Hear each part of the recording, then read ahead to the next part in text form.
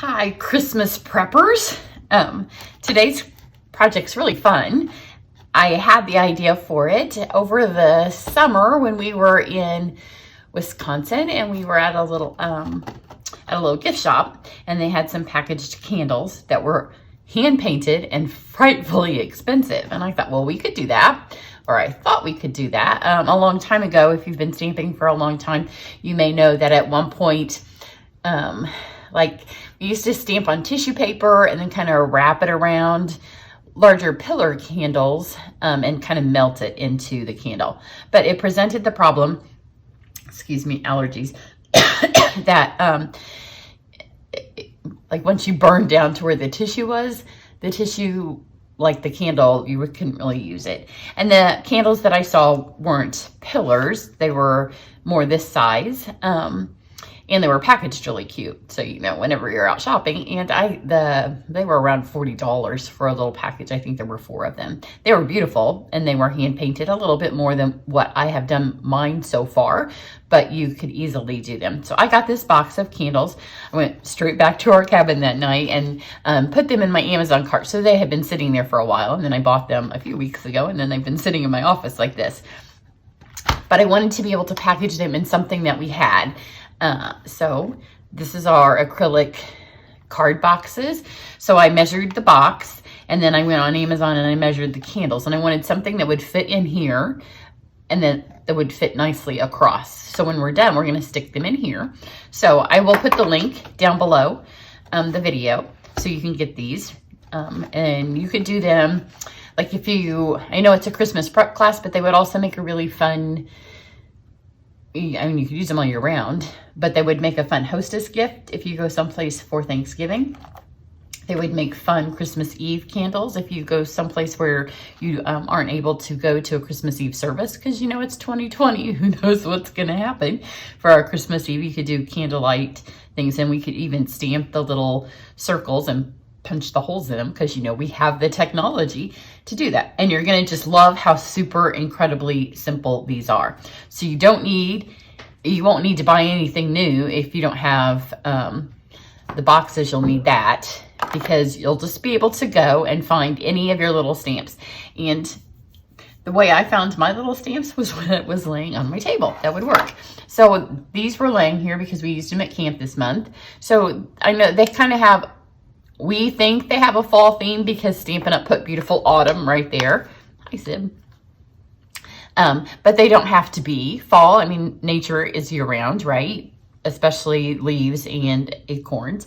But then I also did use some of the poinsettias, because that's my next upcoming video that you're going to see. So I've used both. And again, this is kind of just a leaf. So I'm going to just do the acorn again, because it's easy for me to color if she would hop out of the way. Sib? Well, nope, she's going to join me because you know it's cold. I must have put it back in here. Yes, I did.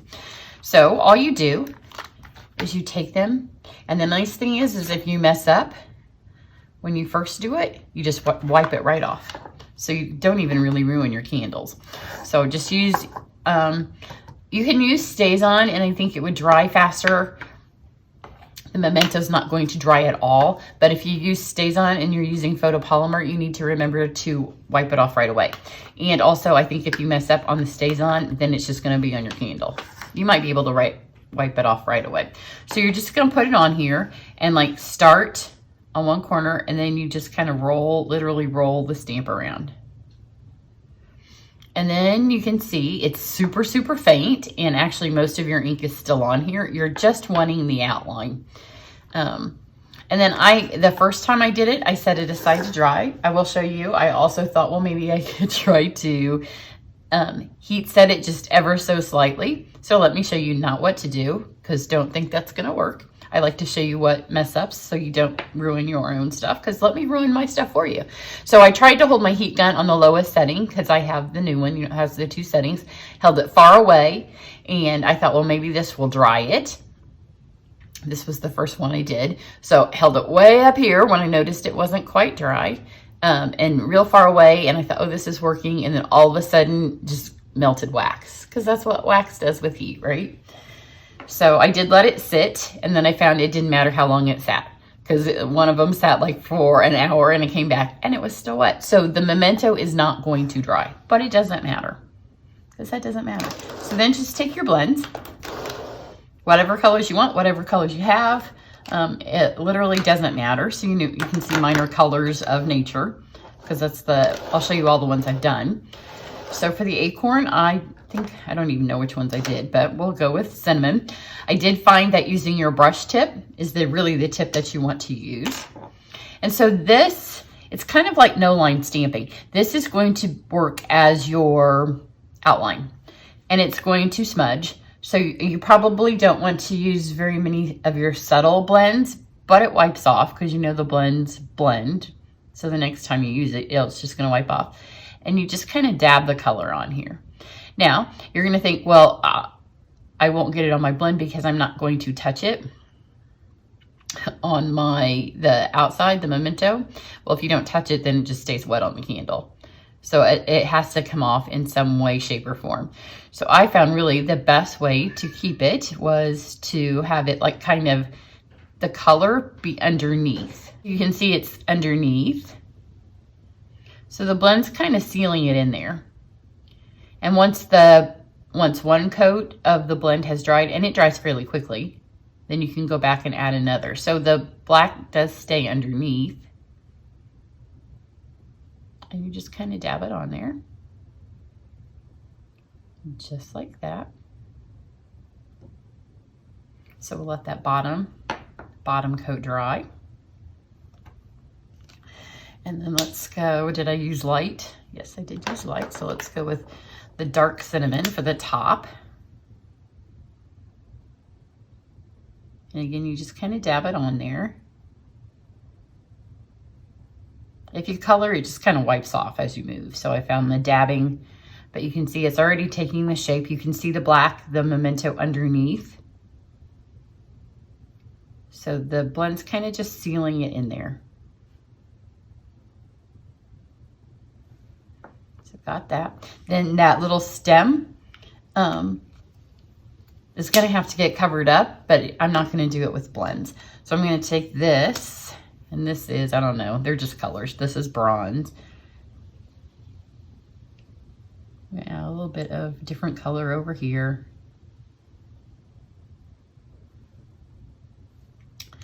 And then I'm gonna let it dry just a second. You can kind of wave it.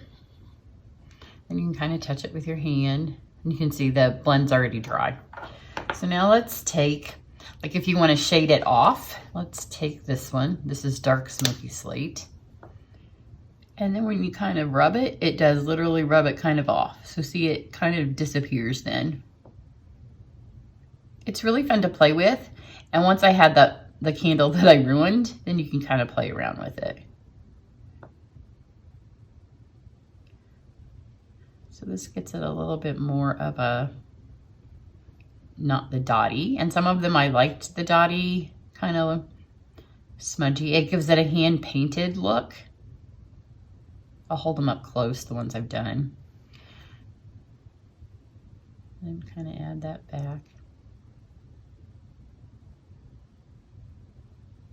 It's very relaxing. So that's really enough for this. I could go back. Actually, I'll do one more coat because it does get darker. It's, you know, the blends build on top of each other. So let's go back again to the light cinnamon.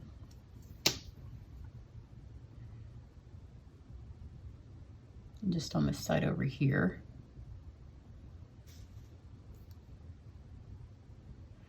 I'll give it another coat. So probably 3 coats was the most I ever did on any one color. So you can see that's now giving it, it's getting darker. Just kind of pull that over. So I'll show you some of the ones I've done, and then we'll finish this one off because it's not quite finished. So here is the leaf that's out of the Beautiful Autumn. And you can see all the way dry. There's nothing, like it doesn't come off. This is this leaf out of the Beautiful Autumn because and it's bigger. And like when you do this, it's a little bit bigger, so I just made it bigger. Because you're really using these for an outline. These were easier to stay because it didn't have anything that got wider, but because my stem got wider, then I just made my leaves a little bit wider. Then from the poinsettia, I used the little poinsettia berries. And you could add like rhinestones across the top. The ones that I saw in Wisconsin had some jewels in them because any of our rhinestones would stick. And then here is the holly berry from the poinsettias. And I didn't want to stamp the berries, so just draw a circle. So there's that one. So now I know you're wondering, how did I get that black on there? And that's what really then gives it the definition. So if you did the Love of Leaves class, then you have one of these, or you may already have one from, because you can see the difference adding the black makes. You may already have one from when Stampin' Up! Had them, and I wish that we hadn't discontinued them. But everybody who did the Love of Leaves class, those were included in your project kit if you got the kit. So you're gonna be really glad you have these. If you didn't, I tried it with a fine tipped Sharpie, the extra fine point. It works almost as well. This does work a tiny bit better. So pull this out if you have it. It is our journaling pen. And the blend does need to be dry. And you literally kind of do the same thing where you just draw it back on there. And you need to do it on top of the blend, not on the wax, because it doesn't draw so great on the wax. And it does get wax on it. My cat's sitting on my scrap paper because she hasn't left the table yet. Sorry, Sib. And you can see here, because once it gets a little bit of wax on it, then it doesn't work. So you got to get that wax off. It's a little Karate Kid, wax on, wax off. So as long as you're not going straight on the wax, then you can add it. So I just every little bit. And you do kind of the same thing where you just barely touch. But you can see it doesn't take very long before it gets the wax on it, and then it just covers it right up. If you stay on top of the blend, then it doesn't get as much. And then back where you know that there was shading or something on the stamp, you can add that again with this. And you can see just adding that little bit of black kind of gives the life back to it. And again, it's very relaxing. So there's that. I'll show you if you don't have this, but you can see it only takes a second, and then you got to get that wax right back off of there. Same thing with, this is the fine tip Sharpie, and you got to make sure there's no wax on it.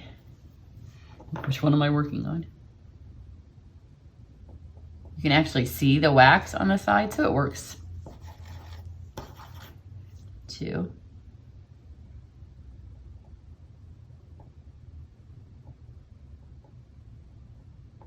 And like on this one, because I didn't put anything right over the top of that memento, you want to make sure it gets covered up. So you can see, super easy to do, tons of fun. And again, if you mess it up when you stamp, I would do that, but I'm going to film the poinsettia card right after this. I don't want to get black on my hands. You can have just a tissue. I don't have a tissue, but if you mess it up, when you stamp, just immediately take something and wipe it off, and it is just a clean candle. So then when you've got them all done, you just take your box. These are in the catalog, and you just put them together. For mine, it was a little bit tricky to get them under this flap here. I have some cat hair on my box. See this little thing right here? You have to stick it down in there. So the first time I did these, I like put my hand down here and kind of opened it up a little wider. And then I just arranged them so you could see all of, this was a little bit how they were at that very expensive, cute, hand-painted little candle craft store. Ours are not going to cost $40 for 10 candles. Now I shouldn't have put my 2 acorns right together. Let me move them over. So you can see these fit perfectly because I did search all over Amazon until I found ones that would fit. But if you have a different size box that you want to use, just look on Amazon. There are so many candles. And so there's so many candles. And so first I searched by size till I had them kind of narrowed down. And then I searched by price. And they're, I don't remember, maybe $10, maybe even less than that for 24 candles. So you have this. If your box doesn't fit them just right, you could add a little bit of shreddy. But this is a pretty good fit. Let me just seal this up in here. And then go over to the tags that you have created. And I think it was week 2 that we did tags and we started making all those tags. If you've made extras of these tags, this one says homemade vanilla, but you could tie that tag with some ribbon around the box. I mean, you want the candles to be the focal point, so you don't want a giant tag. So, I mean, something like this, you could add the little bell. But at this point, if you're keeping up, you should have several tags at your disposal and any kind of scrap ribbon. You know, I keep all of my offcuts of when I get to the end of a spool of ribbon. I just have a mason jar and I put them all in there. So most of those would fit around this. I'll show you this tag is done. This was one of our camp projects at camp last week. So this is done with the celebration label stamp set, and it was the autumn one. It would match this, but it was only autumn because we colored it. It does have the pine and the berries, so coloring it in Christmas colors, and it would easily be a Christmas tag. And this one was cut a little long because we were trying to put it on our, it's a pumpkin streusel muffin. And then this, they put some pumpkin spice latte coffee bags in, or coffee packets in, to make this little gift pack to take to friends. So you could do the same tag, though I would just make it a little shorter, but this is that stamp set, again, out of the holiday catalog.